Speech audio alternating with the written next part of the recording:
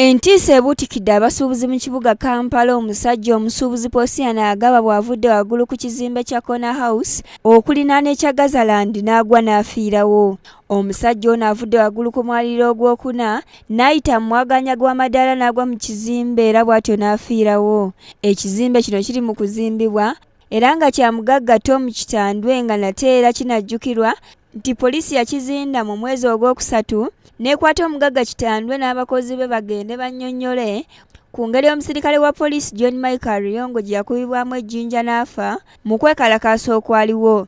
Bukedde TV wetuukidde mu kifo kino ng'abadduukirize balingiriza mu bituli okulaba ogubadde kufa kwagaba wabula ne balemesebwa abakuumi b'ekifo kino okuyingira. Mbadde nyimiridde awo ngenza okuwulira abantu nga bakola ne ŋŋamba balayika bamusaza ensawo n'enzija ndabe ngenza otutuukawo nga bagamba waliwo omuvubuka afudde. Muwala w'omugagga Kitandwe wamu ne be baddukanya ekifo kino balabiddwako nga bibasobedde ne bannyonnyola poliisi ebibaddewo. Poliisi esazeewo yeekebejja omulambo oluvannyuma n'esalawo gutwala mu ggwanika e Mulago. Abadduukiriza okubadde n'ekiggala abadde alaga nga bw'alabye obulungi omuntu ng'agwa bannyonnyodde ku ntiisa eno. He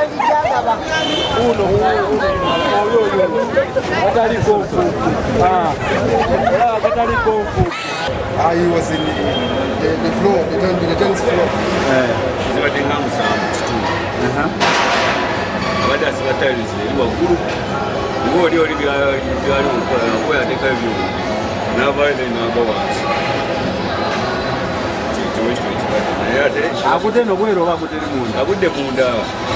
Era mu kavuvuŋŋano kano omuvubuka abadde yeeyambisizza omukisa gw'akavuyo akabaddewo okunyakula ebintu by'abadduukirize, poliisi emukutte n'egenda naye.